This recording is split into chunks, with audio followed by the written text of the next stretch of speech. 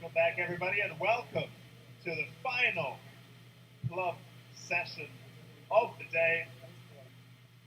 We've been through a long and emotional journey today.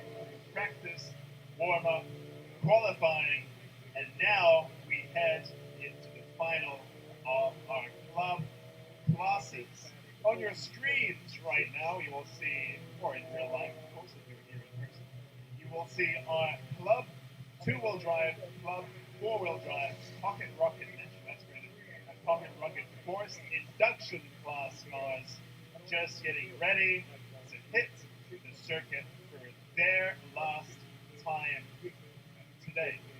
At the very front of the queue, you will see the Honda NSX of newcomer Luke Sejikovsky of Tegiwa Racing, new for 2020, and also a new sponsor of Time Attack.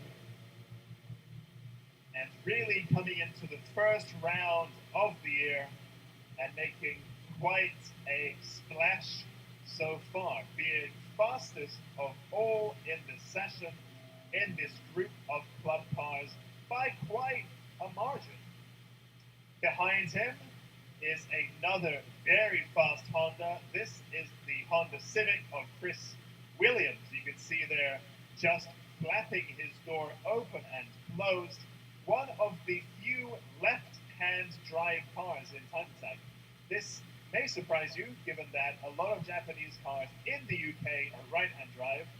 But that's because Chris Williams and his car have arrived all the way from Canada.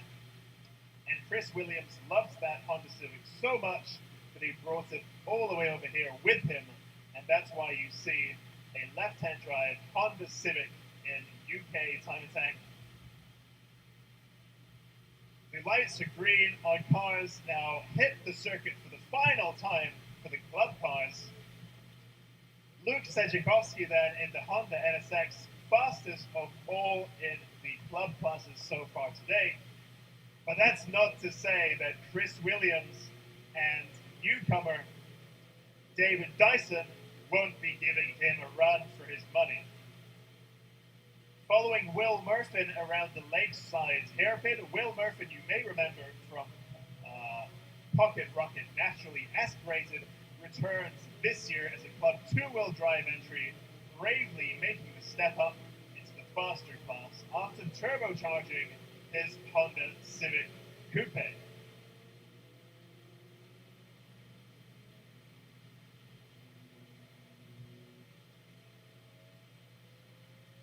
Watching then as our cars come through Water Tower, at the front of the queue is Luke Sejikovsky.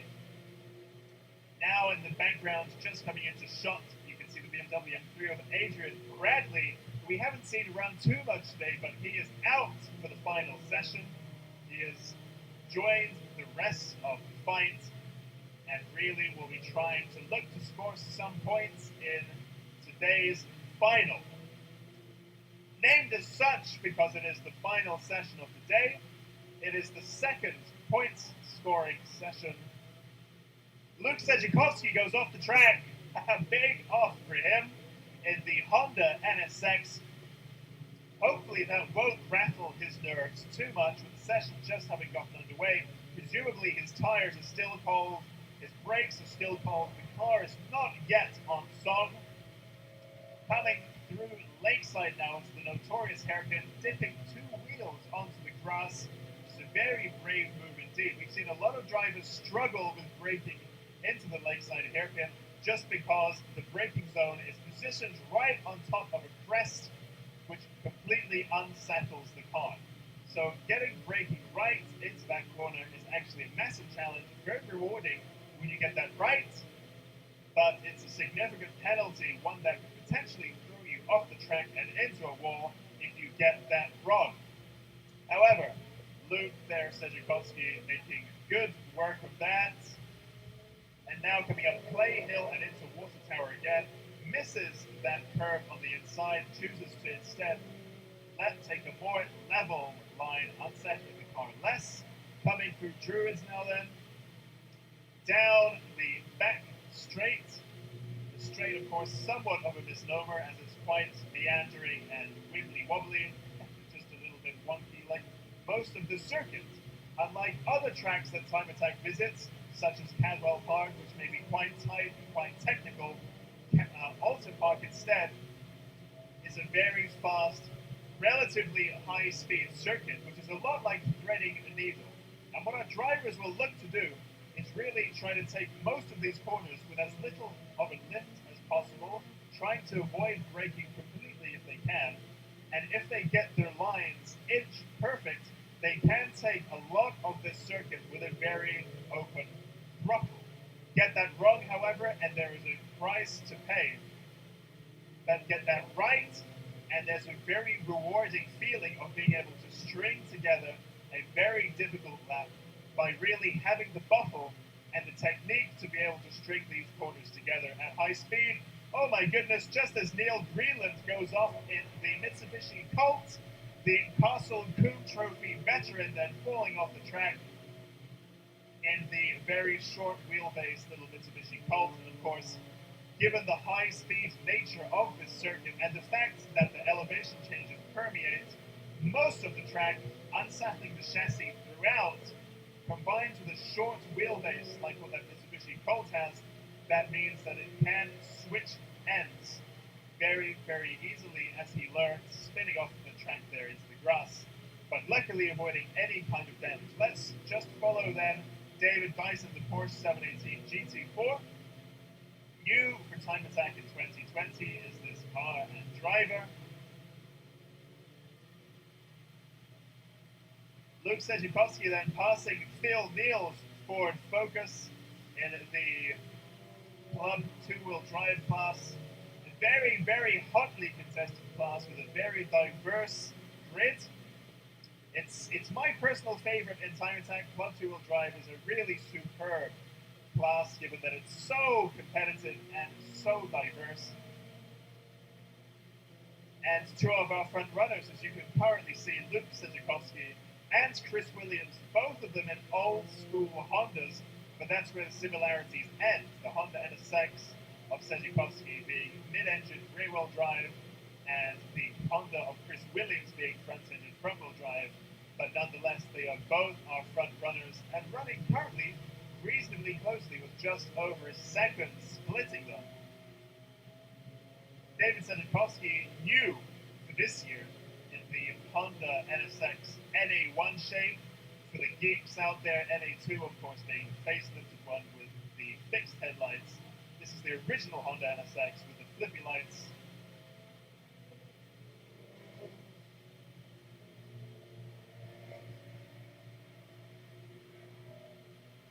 Phil Neal, we can just see coming through the water tower complex into Druids, followed by the BMW M3, and then the Honda Civic of Chris Williams. A formidable machine, despite the fact that it is so tiny, it punches well above its weight. As you'll have seen, he has been in Time Attack for a little while now, and he is always up at the high end of the running order. It's a real testament. Oh, just as Arturus Axurius then falls off the track in the 113 Subaru Impreza, manages to rejoin without any big drama.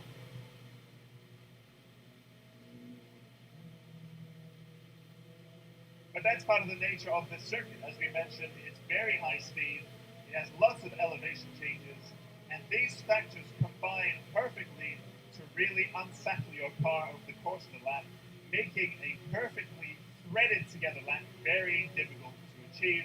And of course, we see a lot of drivers falling off as it's a very challenging circuit indeed. And actually one that's a little bit intimidating to drive because so much of it is high speed. In the background, I've just seen Daniel Colkin come onto the track for the first time today.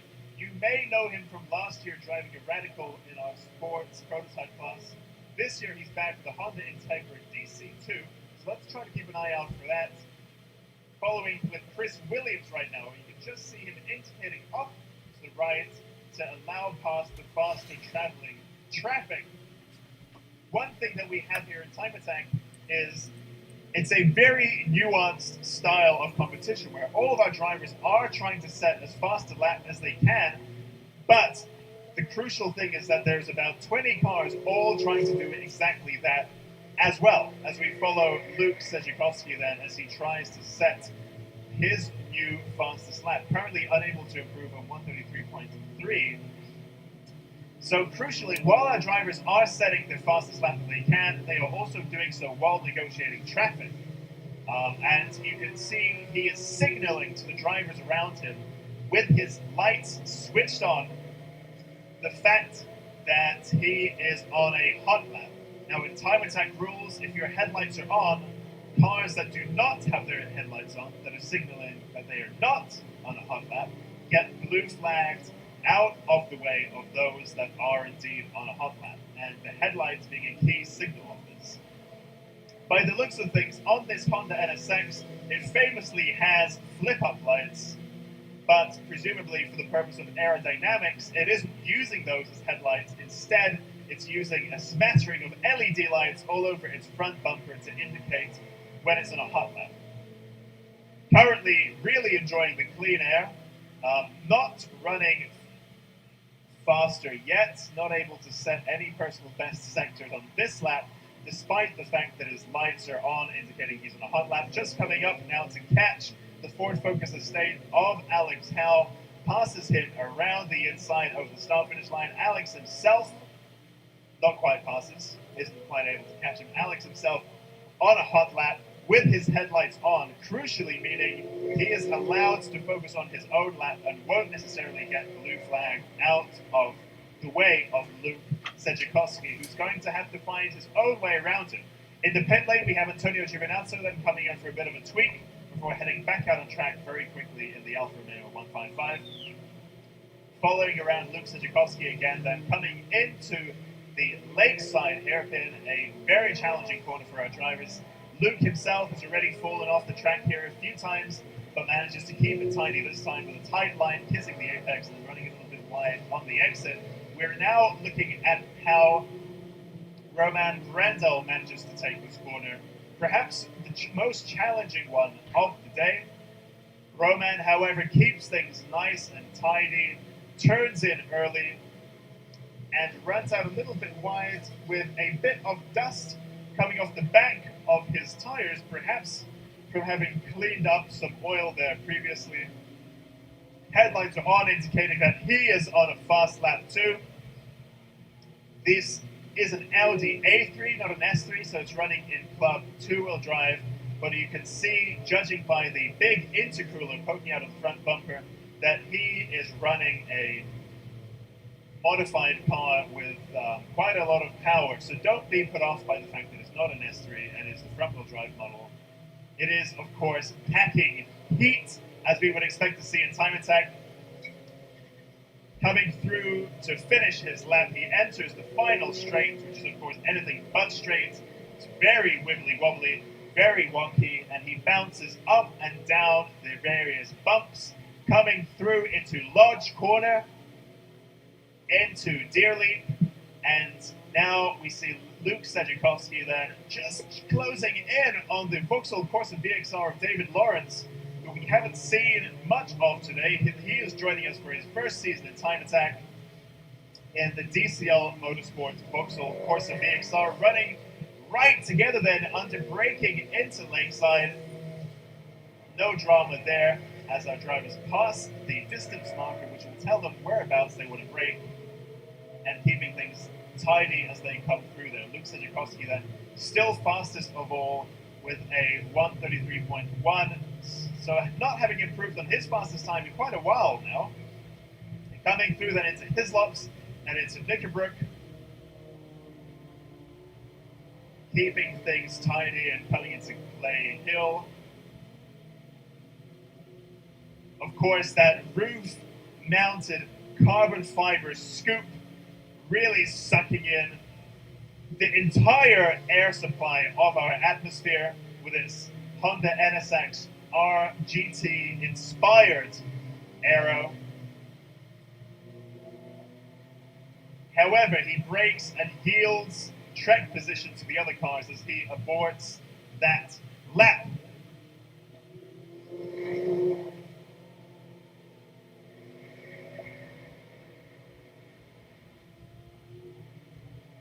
Stuart Sims then in the number 57 Mitsubishi Evo making his way past the Audi TT of Tom Jewell, makes his way through the chicane and up into Clay Hill. Of course, why this particular thing is called Hill is unclear because the whole circuit is peppered with hills, but there you go. This one is Clay Hill. Now past Water Tower, running into Druids Corner, keeping it nice and tidy, nice and tight, and you can see how many holes are drilled into the back of that Mitsubishi Evolution just to try to disrupt the drag effect that that bumper will have, like a bit of a parachute on the air passing underneath the car. You'll see a lot of circuit drivers making this very cost-effective and very generally effective modification of drilling holes in the rear bumper just to try to reduce that parachute effect that the rear bumper has on the airflow passing underneath the car. As we see David Dyson coming through Water Tower, then into Druids in the Porsche 718 Cayman, he's currently running 4th overall and 4th in Club 2-wheel drive, the fastest time of 1:36.13 seconds of current leader Luke Sejikovsky, fastest of all with a 1:33.1 so far. As we rejoin him following his lap.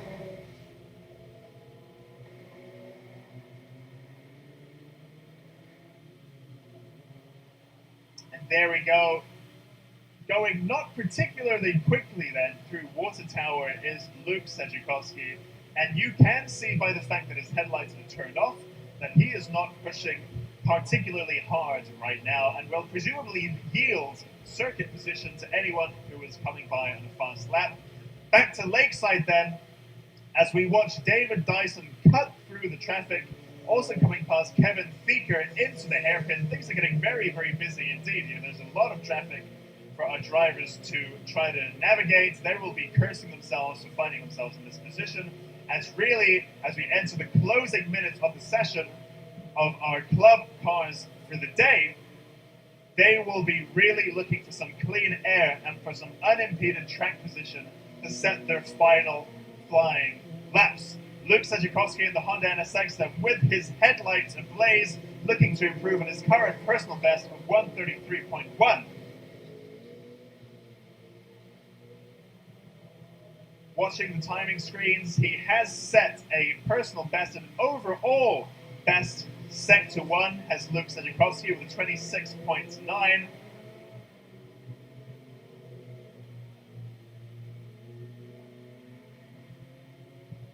Let's watch him then as he rounds up his second sector, coming into Hislops and Knickerbrook, keeping things very tidy indeed. Just waiting on a sector time from him to see whether he's able to improve on his current lap time. He is on course for a purple, what's known as a purple lap time, which is the best of the session so far. If you're watching a timing screen, sector times that come up in green are personal bests, sector times that come up in purple are overall bests. However, he's unable to improve. Presumably, he looks like he's been caught up in some traffic, and he is not currently improving on his second sector. Now he comes around to complete the final sector of the lap. Will he be able to improve on his fastest time so far? Let's wait and see. This is, of course, hotly contested between himself and the other very fast Honda of Chris Williams.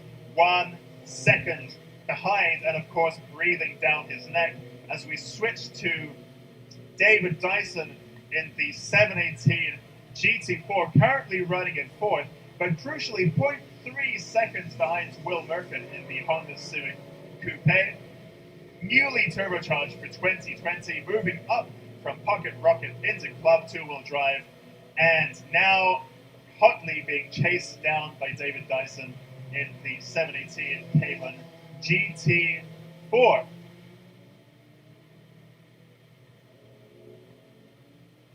Absorbing the bumps, bumping all around the place, bouncing around is David Dyson, now coming into Deer Leap, which is a very steep incline, a very severe compression, and really coming through that sector feels like a little bit of a roller coaster. Is he able to improve on his lap time? No. So he remains in 4th place behind Will Murphin, behind Chris Williams, behind Luke Sejikovsky. Everyone here currently lapping below their personal best. As we now enter the final minute and a half of the lap, you can see Chris Williams on your screen in the teal Honda Civic. He just indicates to the side to yield track position to cars that are on a fast lap. Crucially though, he's put himself right on the racing line, right where cars want to be braking. They, instead of a braking zone, find a slow Chris Williams, and you can just see that perhaps compromise David Dyson's braking coming into the Lakeside hairpin. He does have enough time to come around the start-finish line and begin another flying lap before the checkered flag comes out. Let's have a look then at what Stuart Sims is doing in the Mitsubishi Evolution 5, the GR performance car number 57. You can see on the back of his car, flashing is the cool-down light. The cool-down light signals to cars around him and to the stewards that he is not pushing this particular lap. It's cooling the car down because hot laps are very strenuous for our cars. So he's just taking a lap off to cool down and will allow faster cars through, like David Dyson, headlights ablaze on a hot lap, looking to improve in his current best position of 4th. In fact, he has now fallen to 5th in class and 6th overall, having lost out to Stuart Sims in the Mitsubishi Evo 5, having set a fastest personal best of 1:35.9. So David Dyson then just slightly falling down the order, retaining his position in class. Actually, no, he's lost out to Johnny Fletcher as well, who we haven't seen on the cameras too much, but he's doing very well indeed too. Roman Brendel then in the number 332 Audi A3, coming through the notorious Lakeside hairpin, managing to keep things tidy as the session timer ticks to a close. Both our cars pass over the hilltop. Let's then look at the start-finish straight as the BMW M3 of Adrian Bradley and the Subaru Impreza of Arturus Exurius finish off their final laps of the day for our club class cars. So, what that means is Luke Sejikovsky then finishes the session fastest of all with a 133.1 ahead of Chris Williams with a 134.5, 1.3 seconds drift. Johnny Fletcher, 3rd in class in Club 2-wheel drive, ahead of Will Murphin in the Honda Civic Coupe. So a little bit of a scuffle there towards the end. Johnny Fletcher coming out on top and taking 3rd place in Club 2-wheel drive. If we look at our Club 4-wheel drives, then the fastest of all is Stuart Sims in the Mitsubishi Evo 5. Then we have Arturus Exurius in the Subaru Impreza, just ahead of Top Jewel in the Audi TT, 3rd in Club 4-wheel drive. And you can just see Arturus Exurius on your screen now. Our drivers then finishing up their final laps. Now, please do bear in mind, if you want the full timing, the full sector times, you can access the same information as what I'm using by clicking onto timeattack.co.uk, and there's a handy little button there that gives you the timing screens. So you can see all of that good stuff and have access to the same information as me. I can only talk so much, I can only get so much information across, and if you really want all the data, all the nitty-gritty stuff to really enjoy for yourself, you can find that at timeattack.co.uk. And our timing is, of course, provided by TSL Solutions, and thank you very much to them for that. As our drivers, then our club drivers, finish their cool-down laps, they'll be peeling off one by one into the pit lane now, as you can just see at the top of the screen, Simon Mann indicating that he's coming off, followed then by Arturus with a thank you NHS banner across the rear of his window, and thank you indeed to the NHS. And of course, it's easy to forget today, watching the competition on screen, that we are in the midst of a very unusual climate, but thanks to Motorsport UK and to Time Attack's rather ingenious approach to this, we are able to enjoy motorsport today and things almost feel tantalizingly normal. Of course, social distancing is in place. Our driver's briefing was online. Our scrutineering of sorts was online. And everything has well and truly moved into a control compliant 21st century, very high tech way of running things. And that's very, very exciting because what that means is although things did seem very bleak at one point, if you squint very, very hard, things almost seem normal. And we today have a very healthy grid in Time Attack. Of course, I use the word grid. This isn't racing, this is Time Attack. There is no grid, there is no wheel-to-wheel type of competition. Instead, what we see are our drivers now lining up in the pit lane, ready to go out and attack the circuit for the final time today.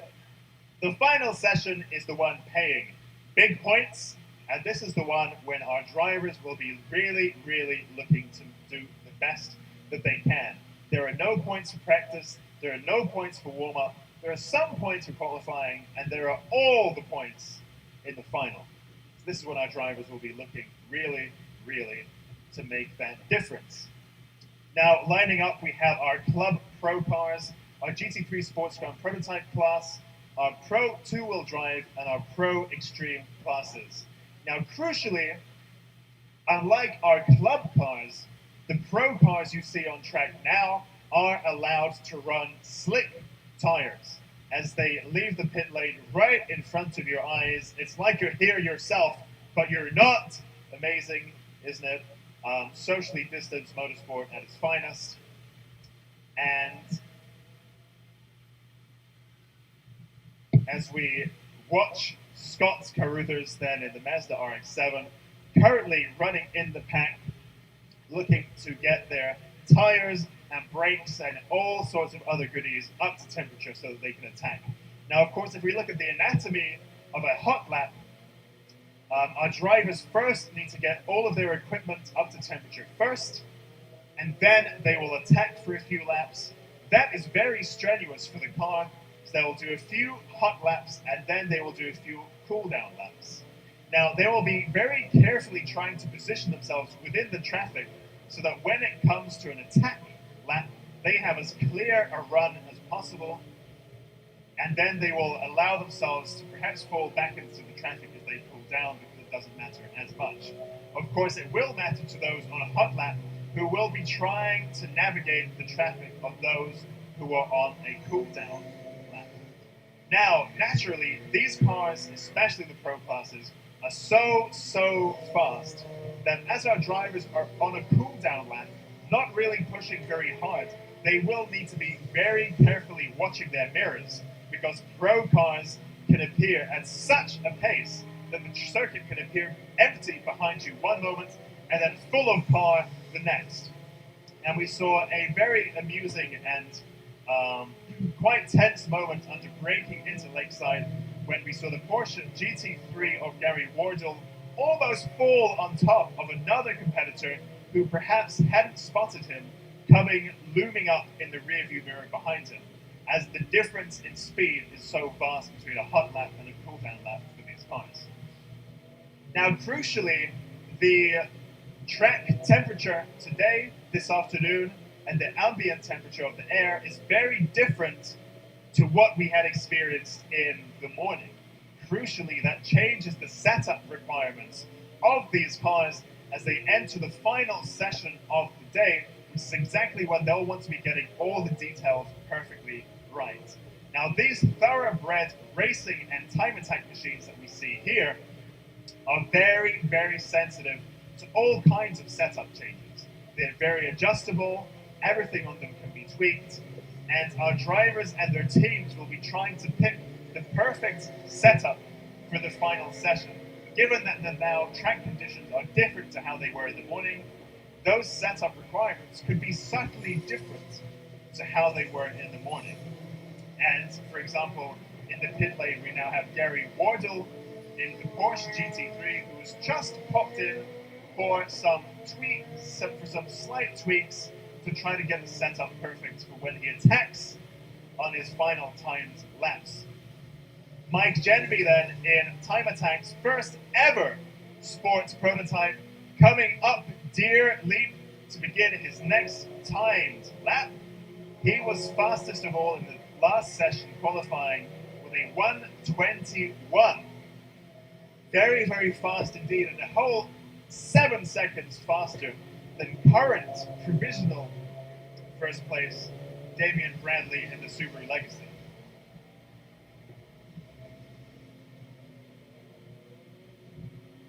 Mike Genby with his headlights ablaze coming into the Lakeside hairpin. Of course, this car not having actual headlights, but having instead a very lightweight strip of LEDs running across his roll bar. And they are switched on, indicating to everyone around him that he is indeed on a fast lap.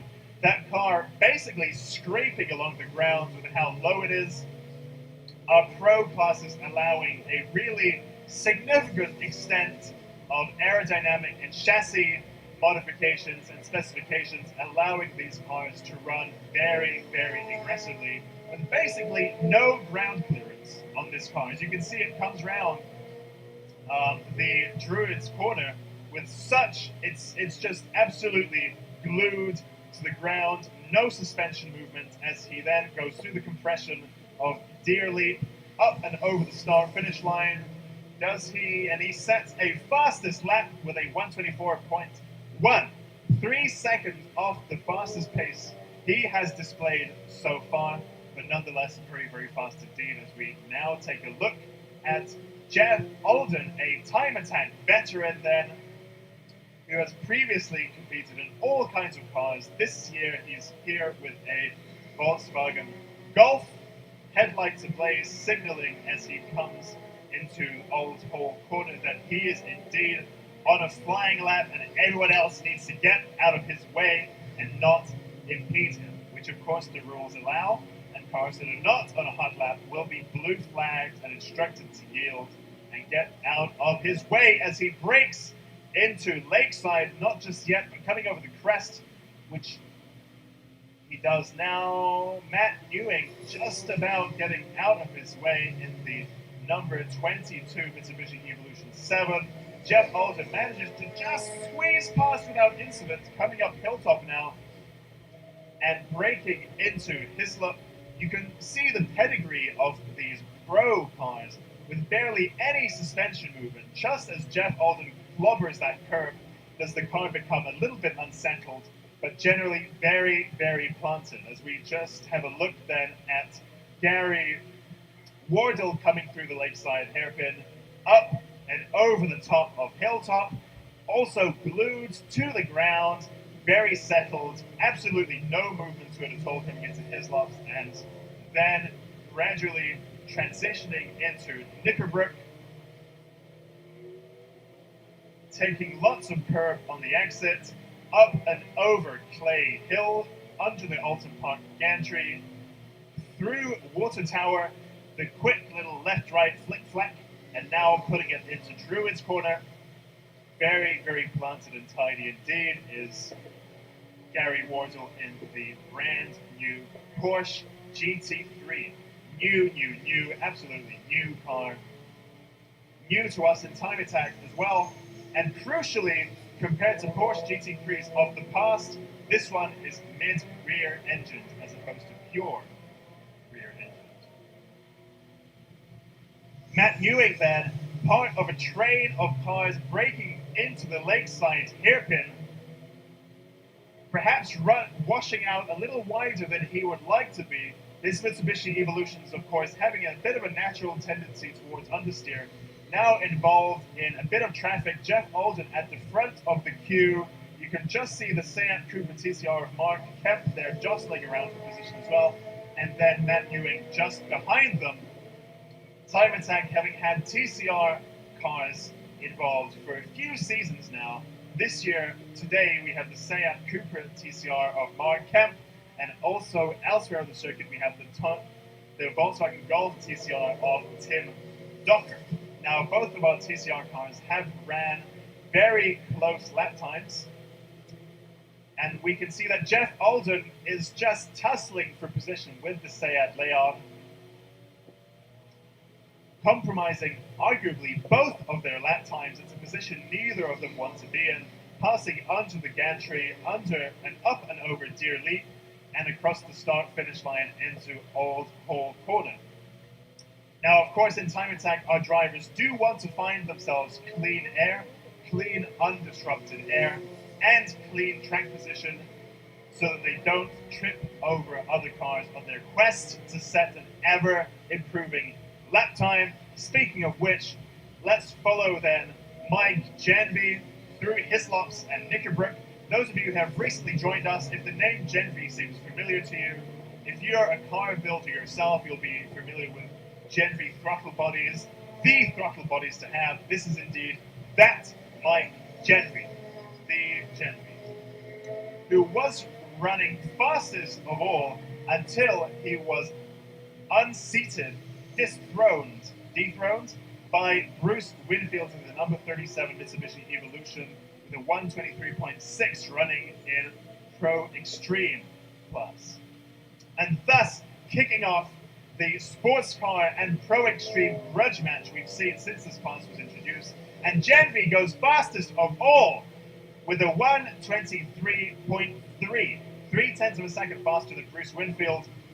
And everything is still here to play for as we enter the second half of the session with a mere 10 minutes remaining as Mike Genvy then breaks into the Lakeside hairpin, keeping things nice and tidy, really riding that inside curve and managing to slingshot out past the outside of the Nissan Skyline GTR of Mick Porter.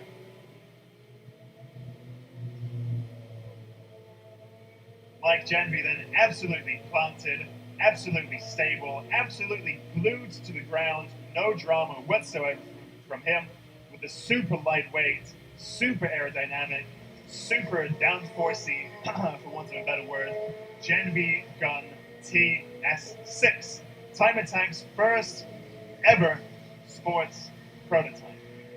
Unlike the radicals that you've seen in the past in this class, this car is a pure sports prototype. It's not based on any kind of road-going chassis. It has no type approval. It is a thoroughbred racing prototype and a very exciting car to have in Time Attack with us this year, thanks to our new for 2020 rules that allow such cars to get involved. Riding on board with Damian Bradley in the Subaru Legacy, coming up and over Deer Leap and across the line. Of course, Damian Bradley with his Legacy, Time Attack legends, and it's great to see them back with us today. Coming through the avenue and into Denton's come Damian Bradley and his Subaru Legacy. Round Denton's and Cascades they come, and now breaking into the notorious Lakeside corner, up and over the crest. You can just see the car elevate a little bit on its suspension, going a little bit light and throwing the car off braking, but nonetheless Damian Bradley keeps it together, brakes in late, turns in late, and kisses the apex late, and manages to keep things together, perhaps experimenting with a different line as we still have a few minutes remaining. Now, he currently is running in third overall, second in Pro Extreme class with a 128.2.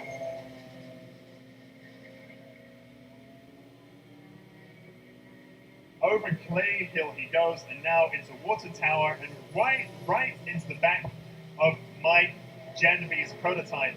And you can see on the back of his car the cool down light flashing, indicating that he has had enough for now. He needs to cool down, the car needs to cool down, and he gets out of the way of Damian Bradley in the Subaru Legacy, who comes across the start-finish line. Let's see if he can improve on his personal best of a 128.2. He goes with a 126.9. New personal best from Damian Bradley. Remains in third place, unable to dethrone Bruce Winfield as current Pro Extreme front runner. He remains second in class, and third overall does Damian Bradley in the Subaru Legacy. Coming into Lakeside again.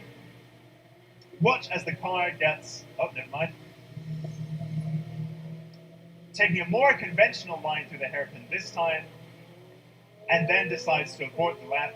Mike Genevieve goes around the outside, as does Rob Phillips in the number 440 Honda Civic. In fact, he isn't merely yielding. It looks like Damian Bradley in the Subaru Legacy had some kind of issues, as he is going terribly slowly indeed. What's going on there with Damian Bradley? It looks like perhaps that's the end of the session for him. No, he manages to get it going. He tries valiantly to try to push it up that hill, but is not able to do so. Now, crucially, we need to understand where he is positioned on the track, which is on the exit of the Lakeside hairpin. You can see the car of Gary Wardle getting pretty close to him there, which is perhaps, at least he isn't strictly on the racing line, as he had yielded and pulled off to the side just before that. So our stewards will need to take a decision. Probably it's just going to be a yellow flag at the hairpin, but let's see how it goes. So with Damian Bradley then currently sidelines, let's ride on board and follow around the Porsche 996 of Steve Henson, who peels off into the pit lane, as does... Oh, red flag is out. So the red flag is out for the car of Damian Bradley, the Subaru Legacy. Now, crucially, at the start-finish line from the marshal's box, I can see a checkered flag waving. That may indicate the end of the session. We don't yet know. Let's keep an eye out for things as they develop. Damian Bradley then in the stricken Subaru Legacy. It was truly a joy and a privilege to see him join us today at Time Attack Oulton Park, but it seems like his day has been cut 5 minutes short. Now, if the session were to close now, he would remain third overall and second in the Pro Extreme class, just behind Bruce Winfield. Bruce Winfield having put in a 123.6 to be at the front of Pro Extreme, and Bradley then, Damian Bradley, just behind him with a 126.9, currently running second in Pro Extreme. And these lap times may or may not change as the checkered flag comes out at the start-finish line.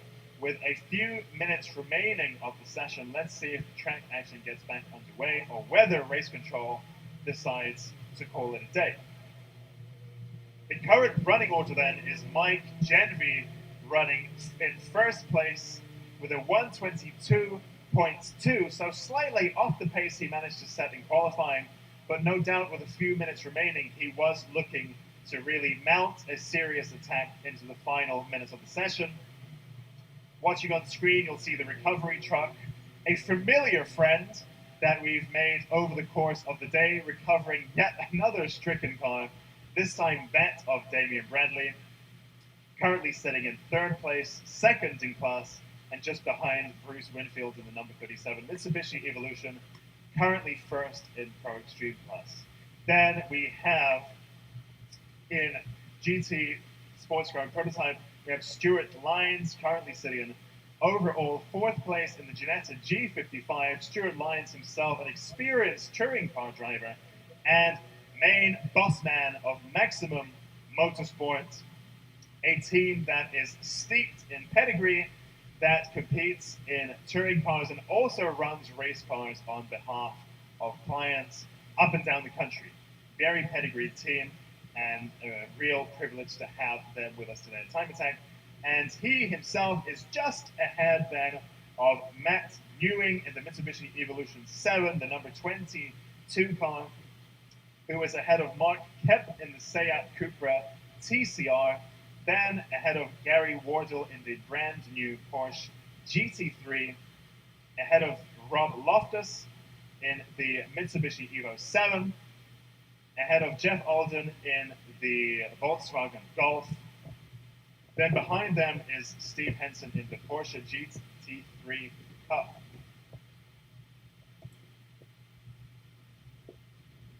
So the decision has been taken by race control to end the session with 5 minutes remaining. These will remain our standings, the ones I just read out to you. The checkered flag didn't come out for nothing. it came out to signify the end of the session. And with mere minutes remaining, the decision was taken to not resume, as it will take a little while to clear the circuit, and so the current times will remain. So let's just round up the remaining final times of our drivers then. Steve Henson in the Porsche 996 GT3 Cup, running 4th in class, 10th overall with a 136.1.